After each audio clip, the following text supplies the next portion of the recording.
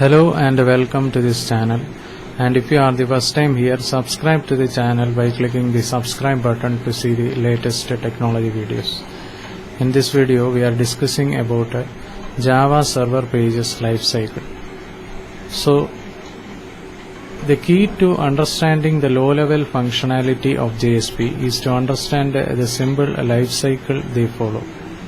So a Jsp Lifecycle is defined as the process from its creation till the end, and this is similar to a servlet lifecycle with an additional step which is required to compile a JSP into servlet.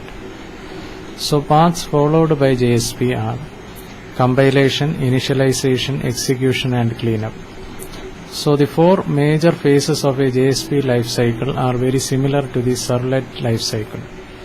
First we have Jsp Initialization, then Jsp Service main logic and shutdown. So Jsp Compilation. So when a browser asks for a JSP, the JSP engine first checks to see whether it needs to compile the page, and if the page has never been compiled or if the JSP has been modified since it was last compiled, the JSP engine compiles the page.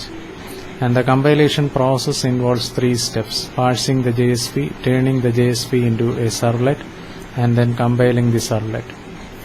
So Jsp Initialization. So when a container loads a JSP, it invokes the Jsp init method before servicing any request. And if you need to perform JSP specific initialization, override the Jsp init method.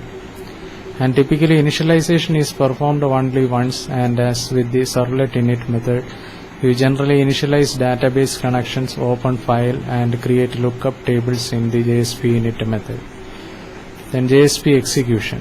So this phase of the Jsp lifecycle represents all interactions with requests until the JSP, and whenever a browser requests a JSP and the JSP has been loaded and initialized, the JSP engine invokes the JSP service method in the JSP, and the JSP service method takes an HTTP servlet request and an HTTP servlet response as its parameters, and the JSP service method of a JSP invoked on a request basis, and this is responsible for generating the response for that request, and this method is also responsible for generating responses to all the 7 of the HTTP methods: get, post, delete, etc.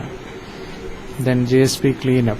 So this phase of the Jsp lifecycle represents when a JSP is being removed from use by a container, and the Jsp Cleanup Jsp Destroy method is the JSP equivalent of the destroy method for servlets. Override Jsp Destroy when you need to perform any cleanup, such as releasing database connections or closing open files. So this was a brief discussion on Jsp Lifecycle, and we will be discussing more on Java server pages in the upcoming videos. And if you are the first time here, subscribe to the channel by clicking the subscribe button in order to stay updated about the most trending technologies. Thank you for watching this video. Bye for now.